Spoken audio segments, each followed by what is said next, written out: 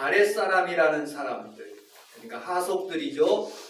예수님을 잡아 죽이려고 하는 명령을 받고 돈을 받고 움직이는 그런 사람인데, 이 사람들은 예수님이 그렇게 죽을 만한 그런 상황이 없는 것을 알고 각각 집으로 돌아갔다는 말입니다. 그리고 니고데모라는 사람도 예수님에 대해서 그가 밤중에 만나 회심을 하게 되었고, 예수님에 대해서 변호하는 예수님 편에 섰던 사람입니다. 바리새인과 서기관들은 0% 예수님을 믿지 않는 그런 사람이고요. 그리고 아랫사람들은 그래도 50% 정도 예수님을 믿는 사람입니다. 그리고 니고데모라는 사람은 약 80에서 90% 정도 이제 예수님을 믿어가고 있는 사람들입니다. 그들이 다 각각 집으로 돌아갔다는 것입니다. 그리고 8장 1절에 보면 예수님은 감람산으로 가셨고, 그리고 감람산에서 밤을 호박 세우고 난 뒤에 그리고 성전에 들어가셔서 새벽 기도를 하시고 나오셔서 마을 한중앙에서 성전에서 하나님의 말씀을 가르치시는 그런 것이 오늘 본문에 있는 말씀입니다. 그런데 예수님을 잡아 고소할 적, 8장 6절에 보면 그 여인을 잡은 까닭은 예수님을 고소할 목적으로 그렇게 잡아왔다고 말씀하고 있습니다. 한 여인을 질질 끌고 왔습니다. 신명기서 22장 22절에 보면 이런 말씀이 있습니다. 남자와 유부녀가 통간하여 보거든 둘 다 죽여 이스라엘의 악을 제할지니라라고 말씀하고 있습니다. 둘 다 죽여야 되는데 남자는 제외하고 여자만 잡아서 예수님 발 앞에 온 것입니다. 왜? 예수님을 고소하고 죽이려는 명분 때문이죠. 그리고 예수님께서는 땅바닥에다 무엇을 쓰셨습니다. 어떤 성경학자들은 십계명을 썼다는 분도 있고, 어떤 성경학자들은 그들의 죄를 낱낱이 이렇게 썼다는 그런 성경학자들도 있습니다. 그런데 어떤 성경은 말하고 있지 않지만 정황상으로 볼 때는 사람들의 죄를 썼기 때문에 그들이 한 사람씩 집으로 돌아가지 않았을까 하고 추론하는 성경학자들이 상당히 많습니다. 어쨌든 그들이 젊은이서부터 시작해서 나이 든 사람들이 다 각각 자신의 집으로 돌아가게 되었다라고 성경은 말하고 있는 것입니다. 저는 오늘 집에서 나온 사람들하고 그 다음에 하나님의 성전에서 나온 사람들이 어떻게 구분되는가? 집에서 나온 사람들은 그들은 사람들을 죽이고 고소하려는 그런 사람들입니다. 세상을 이기기 위해서 어떻게든지 많은 사람들을 자기 발 밑으로 두게 하는 그런 역할을 하고요. 성전에서 나온 사람, 그래도 새벽 기도를 하고 거룩한 주일날 예배 드리고 나고 난 뒤에 세상으로 가는 사람들에게는 하나님의 지혜가 있어 사람을 살리고 하나님의 은혜와 은총을 받게 하는 모습을 보게 되지요. 오늘 여기에서 예배드리고 나가는 귀한 성도들에게 하나님의 축복이 오늘 이 시간부터 여러분들에게 임하시기를 주님의 이름으로 축복합니다. 아멘. 자, 53절을 같이 한번 주보에 있는 내용을 같이 한번 읽어보도록 하겠습니다. 시작. 각각 집으로 돌아가고. 가로를 이렇게 쳤어요. 가로 밑에 1이라는 숫자가 있습니다. 1 밑에 쭉 내려가면 어떤 사본에는 그것이 없다라는, 어떤 사본에는 있기도 하지만 어떤 사본에는 없다. 저는 이 본문에 있는 말씀을 깊이 생각해 보았습니다. 왜 어떤 사본에는 없는데 어떤 사본에는 집어넣고, 지금 여러분들과 저가 쓰고 있는 이 성경책에는 왜 각각 집으로 돌아갔다고 이 표현했을까 하는 그런 생각을 깊이 한번 설교를 준비하면서 해보았습니다. 집이라는 게 무엇입니까? 여러분들, 집은 평안함을 주는 장소죠.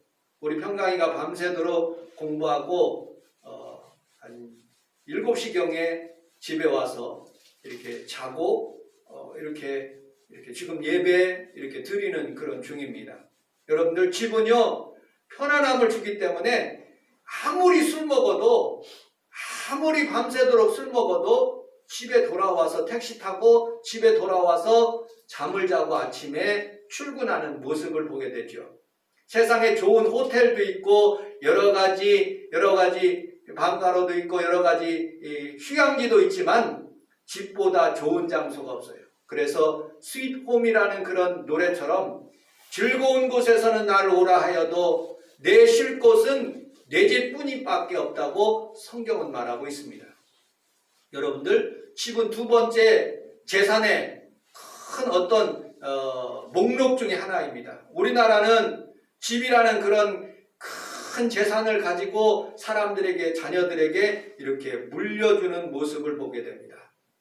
어떤 TV에 보니까 이광규하고 육정원인가 그런 사람이 있어요. 어쨌든 나 혼자 산다에 나오는 사람인데 두 사람이 요 모래내 시장 그 위편에 보면 거기에 다 재개발해가지고 아파트를 이렇게 줬습니다. 그 당시에 이제 살려고 김광규하고 육정환하고 같이 살려고 했는데 김광규는 정부에서 말을 믿고 절대로 아파트 값은 안 오른다 하는 말을 믿고 강남에 전세를 샀다고 합니다. 근데 육정환은 집을 거기에서 6억 주고 샀다고 합니다. 그런데 4년이 지난 뒤에 5년이 지난 뒤에 거기는 13억이 되고 광규는 월세를 내고 산다는 그런 말을 제가 듣고서는 집에 대해서 굉장히 많은 사람들이 이게 투자 가치를 가지고 그렇게 생활하구나 하는 생각이 들었습니다. 여러분들, 예수님은 성경에서 이렇게 말씀하고 있습니다. 나는 집도 없고 절도 없다라고 그렇게 마태복음 8장 20절에 보면 여우도 굴이 있고 공중의 새도 거처가 있으되 인자는 머리 둘 곳이 없다라고 말씀하고 있습니다. 주님께서는 감람산에 가셨고 그리고 성전에서 이렇게 기도하시다가 일평생을 사시는 그런 분이라고 말씀하고 있습니다. 여러분들, 집은 우리나라에 뿐만 아니라 모든 사람들이 그렇게 집을 소유하려고 합니다. 우리나라의 가장 대표적인 그런 영화가 하나가 있어요. 기생충이라는 영화입니다.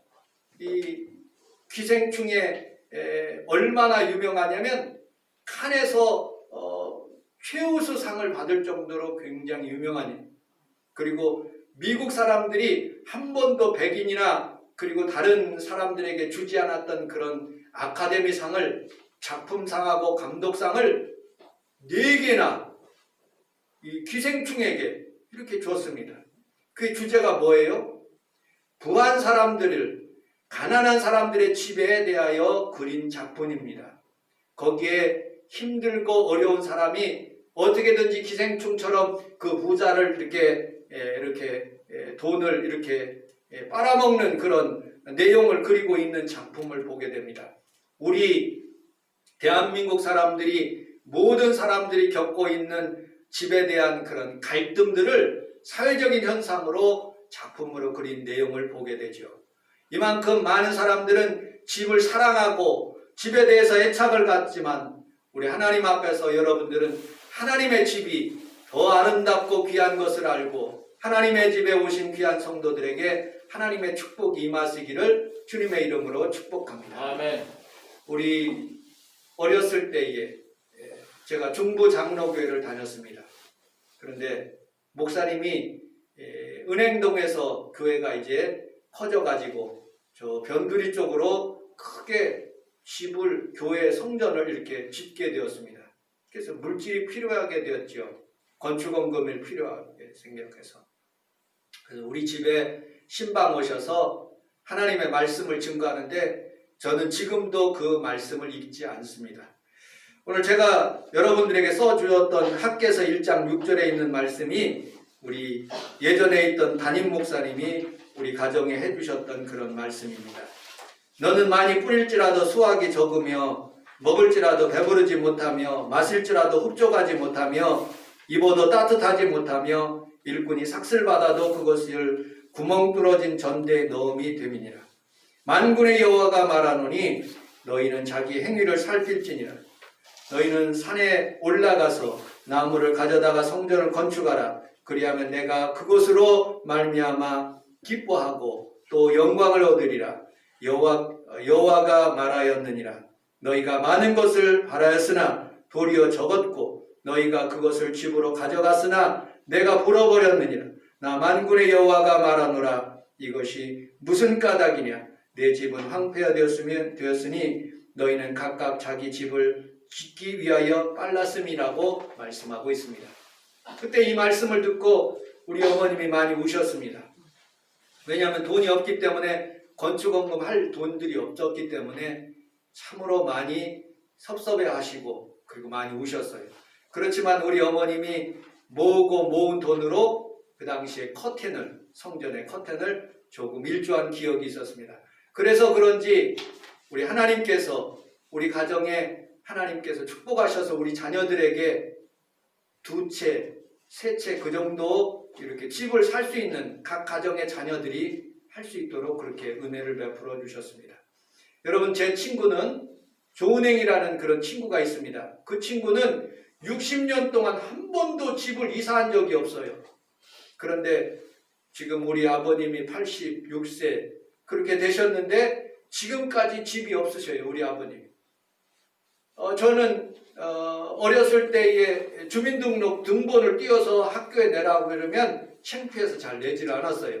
왜냐하면 두세 장씩 되기 때문에 그것이 한 묶음 되는 그런 주민등록 등본을 내는 사람은 오직 나밖에 없었어요. 너무나 어려워서 우리 집이 대전에서 못 살고 저기 논산 가는 그 길에 무어가 있는 그 건물까지 이렇게 저희들이 집에서 산 그런 기억들도 있습니다. 자녀들이 이제는 잘 돼서 어머님에게 집을 사주려고 그러는데 사주시지 않더라고요. 왜? 이유는 잘 우리 동생들한테 물어보니까 지금 80세에 사서 돌아가시면 양도세도 있고 그리고 그냥 전세로 사시라고 그래서 지금까지 저희 어머님, 아버님이 전세로 그렇게 집을 살고 있는 모습을 보게 됩니다. 여러분들 모든 사람들은 이처럼 자신의 집을 갖기 위해서 수많은 노력과 어려움을 겪으면서도 그 집을 장만하고 그 집을 자랑하는 모습들을 보게 되지요. 그런데 우리 주님께서는 오늘 본문에서 이렇게 말씀하고 있습니다. 1절, 2절, 3절을 같이 한번 읽어보도록 하겠습니다. 1절, 2절, 3절 시작. 예수는 한나라로 가시니라. 아침에 다시 성전으로 들어오시니 아침에 다시 성전으로 들어가셨다라고 성경은 말하고 있습니다. 여러분은 그 주보 내용에 히브리서 3장 4절에 있는 말씀을 같이 한번 읽어보도록 하겠습니다. 히브리서 3장 4절 6절까지 같이 한번 읽어보도록 하겠습니다. 시작. 집마다 지으리가 있으나 돈을 지으시는 하나님이시라. 또한 모세는 장래에 말할 것을 증언하게 하여 하나님의 하나님께서 종으로서 신실하였고 그리스도는 하나님의 집을 만든 일로서 그와 같이 하시니 우리가 소망이 하시는 사람까지 끝까지 갖고 있으면 우리는 그의 집이라. 아멘. 아멘. 하나님의 집에 대해서 이렇게 성전에 대해서 이렇게 말씀하고 있습니다. 집마다 지은 이가 있으니 만물을 지으신 이가 하나님이시다. 만물을 다 지으신 이가 하나님이시고 이 성전까지 지은 이가 우리 하나님이라고 말씀하고 있습니다. 모세는 일조를 했대요. 구약에서 보면 이 집 짓는데 구약의 하나님의 말씀에 보면 율례와 율법들을 조금씩 일조했지만 그러나 예수 그리스도는 하나님의 집의 맏아들이 되셔서 하나님의 성전을 완성했다고 성경은 말하고 있습니다. 십자가의 보혈의 피로 하나님께서 이 성원 순복음궤를 만드시고 우리에게 이 집을 살 수 있도록 은혜를 베푸셨다는 말입니다. 그리고 너희가 이 집 안에서 소망과 확신과 자랑을 끝까지 붙잡으라고 말씀하고 있습니다. 우리는 그의 집이라. 여러분들 오늘 나는 하나님의 집인 것을 믿고 여러분들 하나님의 집에 여러분들 마음속에 예수 그리스도를 모셔 늘 승리할 수 있는 귀한 성도들이 다 되시기를 주님의 이름으로 축복합니다. 아멘. 여러분들 아름다운 성전의 집에 우리 주님께서는 언제나 좋은 것만 주시지는 않은 것 같습니다. 사람들의 마음속에는 여러 가지 마음의 생각이 있는 것처럼 하나님의 성전도 그랬던 것 같습니다. 여러분들 하나님의 성전에서 장사하고 그리고 또 무엇을 팔고 양을 팔고 돈을 바꾸는 그런 일을 하였기 때문에 하나님의 성전을 깨끗하게 하시는 예수님의 모습도 볼 수 있고요. 성전에서 보면 베데스다라는 그런 내용이 있습니다. 베데스다, 이 뜻은 하나님의 집이, 자비의 집이라는 그런 뜻입니다. 베데스다 연못가에서 수많은 사람들이 병을 낫기 위해서 이렇게 집을 이렇게 살고 있는데, 그곳에서 수많은 사람들이 있지만 그곳에 먼저 들어가는 사람이 거기에 치료를 받는다고 성경은 말하고 있습니다. 그런데 38년 동안 한 번도 낫지 않는 그런 사람이 그 물에 들어가기 위해서 굉장히 노력했지만 누가 나를 그곳에서 집어넣은 사람이 없었기 때문에 내가 그곳에 들어가지 못한다고 말하고 있습니다. 성전에서 많은 사람들이 1등만 생각하고 자비가 없는 집이라는 그런 뜻이죠. 오늘 여기 성원 순복음교회는 여러분들 경쟁이 있는 그런 집이 아니라 하나님의 은혜가 있는, 자비가 있는 그런 집이 다 되시기를 주님의 이름으로 축복합니다. 아멘. 자, 우리 성전에서 나왔을 때에 다시 한번 본문에 있는 말씀 3절을 한번 읽어보도록 하겠습니다. 3절, 우리 3절 같이 한번 읽어보겠습니다. 시작.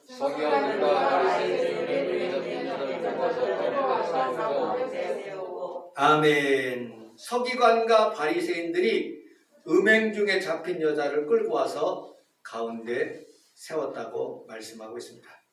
집에서 나온 사람들이, 바리새인과 서기관들이 사람을 죽이기 위해서 성전 앞에 끌고 왔던 것입니다. 성전에서 나온 예수님은 그 사람을 살리기 위해서, 이 여인을 살리기 위해서 성전에서 나왔던 것이죠. 구약 성경에 보면 분명히 죽이라고 하나님 말씀하고 있습니다. 그런데 신약 성경 예수님은 그 사람을 살리는 모습을 보게 됩니다. 저는 이 설교를 준비하면서 이 여인에 대해서 한번 상상해 보았어요. 바리새인과 서기관들에게 눈물을 흘리면서 살려달라고 간절히 빌었을 게죠. 아마 돌 맞아 죽을 거니까 한 번만 살려주세요, 한 번만 용서해 주세요. 이 여인의 간곡한 부탁이 그들의 아마 발에다가 눈물을 아마 쏟았을 것입니다. 용서해 달라고. 그렇지만 이 바리새인과 서기관들은 머리채를 잡고 예수님 앞에 고소하기 위해서 이 앞에 다가왔던 것입니다. 그때 예수님께서 그 여자를 보시면서 눈물을 아마 흘리셨을 것 같습니다. 그리고 아무 말씀도 않고 무릎을 꿇고 저들에게 무엇인가 썼던 모습을 보게 되지요. 아마 십계명을 썼든지 그들의 죄를 썼던 것 같습니다. 그리고 너희들이 먼저 죄 있는 사람이 먼저 이 여자를 돌로 치라고 말씀하고 있습니다. 송순덕 권사님 그 집 앞에 쓰리고가 있어요. 거기 앞에 공터처럼 굉장히 많은 사람들이 있습니다. 제가 상상을 해봤어요. 어떤 도둑놈을 붙잡고 사람들이 왔어요. 어떤 가늠하던 여자가 붙잡혀서 거기에 지금 현대에 있다고 상상해 보았습니다. 설교를 준비하면서. 저에게 어떻게 하겠냐고 한다면 여러분들이 먼저 죄에 있는 사람들이 이 여자를 돌로 치라고 말하면 지금 현대에 있는 사람들이 네가 뭔데? 네가 재판관이야? 하고 나를 무시했을 것입니다. 여러분들 어린 아이들도까지도 그래요. 요 앞에 공터에 놀이터가 있어요. 거기에 중학생 아이들이 담배를 피고 있어요. 제가 몇 번이나 가서 그렇게 담배 피면 안 된다고 하려다가도 여러분 해코지 때문에 제가 말을 못해요. 어린 중학생까지도 지금 말하면 안 되는 시대에 살고 있어요. 간섭하면 여러분들 큰 난리가 날 그런 상황 가운데 살고 있는 모습을 보게 됩니다. 옛날에 예수님 시대는 오히려 착했던 모습을 보게 되지요. 지금 시대는요, 누가 잘못을 꾸지르면 칼부림을 하든지 아니면 차가 앞에서 끼어들기만 해도 사람을 죽이는 세상, 해코지하는 세상으로 여러분들 돌변한 모습을 보게 됩니다. 그런데 여러분들 집에서 나온 사람은 그런 행동을 할 수가 있어요. 그런데 하나님의 성전에서 나온 사람은 그 사람들을 이해하고 덮어주고 용서하는 것이에요. 제가 초대교회 때 우리 한국교회의 그런 역사들을 읽어보면서 참 은혜를 받았어요. 뭘 은혜를 받았느냐? 여러분들 우리나라에 예전에 있는 그런 초대교회의 장로교에서는요 굉장히 엄격하게 주일 성수에 대해서 주일 성수 꼭 하십시오 라고 그렇게 얘기를 했어요. 그리고 장사하는 일도 못하게 했어요. 그런데 수석장로님이라는 분이 여러분들 그 아들이 결혼을 했는데 이방 여인 예수 믿지 않는 여자하고 결혼을 했다고 해서 온 교회가 난리가 난 거예요. 어떻게 수석장로님이 그 교회의 수석장로님이 그 자녀가 어떻게 이방 여인 예수 믿지 않는 사람하고 결혼을 할 수가 있습니까? 목사님 징계를 해주십시오 하고 이렇게 당에 죄짓게 올라오게 되었어요. 그리고 목사님이 그 주위에 그것을 판결하는 날짜가 되었어요. 그 목사님이 이렇게 판결했습니다. 여러분들 저 수석장로님의 아들은 육적으로는 수석장로님의 아들이지만 영적으로는 제 아들과 같습니다. 제가 영으로 하나님의 말씀을 증거하고 그 자녀들에게 훈계의 길을 가르치는데 제가 잘못 가르쳐서 제가 하나님의 말씀으로 가르치지 못해서 제가 이렇게 범죄하게 만들었습니다. 제가 먼저 사임하겠으니 여러분들 수석장로님의 아들을 용서해 주세요 라고 그렇게 발표하게 되었고 사임서를 내게 되었어요. 많은 성도들은 목사님을 존경하고 정말로 성자와 같이 귀한 목사님으로 여겼기 때문에 도저히 목사님의 그 사임을 받아들일 수가 없었습니다. 그래서 모든 것을 용서하고 그 자녀까지 다 용서하게 되었어요. 그런데 그 예수 믿지 않는 그 여자가 성도가 되었고 세례를 받게 되었고 집사가 되었고 지금은 권사님으로 얼마나 충성스럽게 그 교회를 섬기고 있는지 모른다고 합니다. 여러분들 우리는 살아가면서 쉽게 다른 사람을 정죄해요. 집에서 나온 사람들의 특징이죠. 근데 교회에서 나온 사람들, 기도 많이 하고 성전에서 나가는 귀한 성도들은 절대로 다른 사람을 정죄하지 않습니다. 용서하고 사랑하고 헌신하는 그런 일들에 예수님처럼 그렇게 살아가는 모습을 보게 됩니다. 여러분들 아름답게 미화된 장면들이 굉장히 이 세상에는 많아요. 그 대표적인 사람이 누구냐? 여러분들 슈바이처라는 사람이에요. 동화책의 어린아이 위인접에 슈바이처 안 나오면 안 돼요. 그런데 슈바이처를 가만히 이렇게 생각하고 저술한 그런 동화책의 그런 내용도 있지만 그 사람을 면밀히 관찰했던 그런 사람들이 다른 작품을 쓴 모습들도 보게 됩니다. 슈바이처는 원수민과 불화했대요. 원주민들과. 환자를 냉대했답니다. 흑인들을 무시했대요. 그리고 슈바이처는 예수 믿는 분인데 예수님의 신성과 인성을 무시했다고 그러고 신학적으로 완전히 우리와 길과 다른 길을 걸어갔던 그런 분입니다. 여러분들 월트 디즈니라는 분은 여러분 FBI의 굉장히 요원으로서 반유대주의자고 흑인을 무시했던 그런 사람이고 알코올 중독자였어요. 그런데 비화에서 그분이 그렇게 월트 디즈니를 만들고 훌륭한 사람이다 하고 그렇게 표현하고 있습니다. 록펠러라는 사람은 우리 목사님들이 대부분 다 설교한 목사님이에요. 여러분 그분은 11조를 내기 위해서 40명의 그런 직원들도 있고 수많은 교회들 4,000교회를 교회를 짓고 여러분 시카고 대학을 지은 그런 유명하신 그런 분이에요. 그런데 자세히 미국 사람들의 그런 저술의 내용을 보면 그 사람은 11조가 영웅이 아니라 석유의 독과점을 만들었고 노동을 착취했고 산업 스파이를 두었고 정치인들에게 로비를 했고 세금을 회피하기 위해서 교회와 복지시설을 이용했다고 하는 면들이 있습니다. 그런데 세상에 있는 사람들은 그렇게 부정적으로 모든 사람들을 보지만 예수 믿는 사람들은 그렇게 부정적으로 보지 않습니다. 로마서 8장 1절에 보면 예수 그리스도 안에 있는 사람은 결코 정죄함이 없다고 그랬어요. 그 전에 어떤 죄를 졌든지 예수 믿고 난 뒤에는 하나님 앞에서 우리가 깨끗함을 받고 온전한 사람으로 볼 수 있는 그런 마음을 갖는 것이 굉장히 중요한 것입니다. 그래서 우리는 육의 집에서 나와서 영의 집으로 들어가야 되는 것입니다. 아브라함이 본토 친척 아비집을 떠나서 가나안 땅으로 들어간 것처럼 야곱이 요셉이 자기의 집에서 나와서 하나님 앞에서 라반의 집으로 들어가서 복을 받은 것처럼 여러분 요셉이 팔려가서 여러분은 국무총리가 된 것처럼 모세는 자기 집에서 나와서 잠시 행복을 누리는 것보다 하나님이 이끌어 가시는 그 백성들을 인도하는 것을 더 좋게 생각했다 그러고 다니엘은 하나님 앞에서 포로가 되었지만 하나님의 사람으로서 많은 사람들을 주께로 인도하는 사람이 된 모습을 보게 됩니다. 여러분 오늘 이 새벽에 나오신 귀한 성도들 그리고 이 아침에 나오신 귀한 성도들이 하나님으로부터 은혜를 받아서 날마다 선하고 복된 일로 살아가시기를 주님의 이름으로 축복합니다. 아멘. 되도록이면 하나님 성전에 가까이 했으면 좋겠습니다.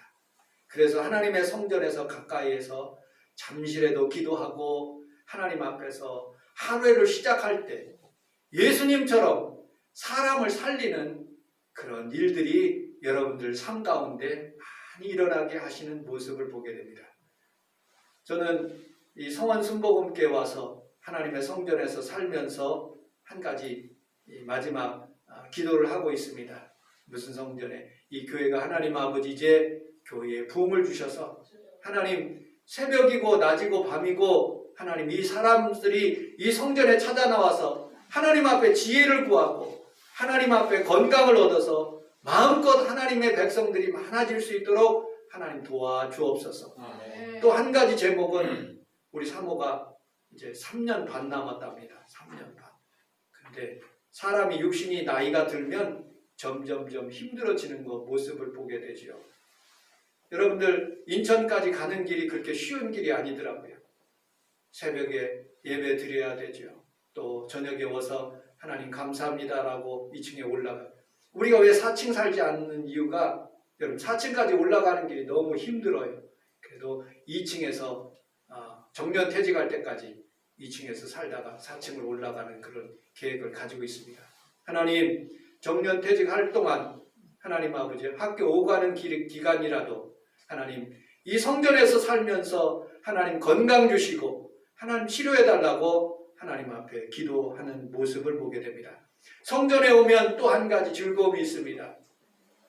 학개서 이사야서 6장 5절에 보면 하나님의 성전에 들어간 이사야가 이렇게 고백하고 있어요. 화로다 나여 망하게 되었도다. 나는 입술이 부정한 사람이요 입술이 부정한 백성 중에 거하면서 하나님 만군의 여호와이신 왕을 배웠도다라고 고백하고 있어요. 자신의 부족함을 알게 되는 거예요. 성전에서는. 성전에서는 거룩한 하나님을 만나는 장소이기 때문에 내 입술이 부정하다는 것을 알게 되는 거죠. 여러분들 삶 속에서도 늘 하나님의 성전을 가까이 하여 하나님 앞에 복을 받고 지금보다도 더 여러분들의 자녀가 축복을 받는 귀한 성도들이 다 되시기를 주님의 이름으로 축복합니다. 아멘. 한 가지 간증만 하고 말씀을 마치도록 하겠습니다. 영국에 스로스츠라는 그런 사람이 있습니다. 이 사람은 살인죄를 짓고 40년 동안 감옥에서 복역을 하게 되었어요. 그리고 40년을 마치고 난 뒤에 이 사람이 이제 감옥에서 나오게 되었습니다. 어디 갈 곳도 없고 아는 사람도 하나도 없어요. 40년 동안 감옥에서 살았기 때문에. 그런데 구세군에서 만들어준 추록자 보호소에서 하룻밤을 잠자게 되었습니다. 그리고 그 다음날 아침에 일어나서 예배 경건한 시간을 갖는데 하나님의 은혜가 그 추록자에게 임하게 되었어요.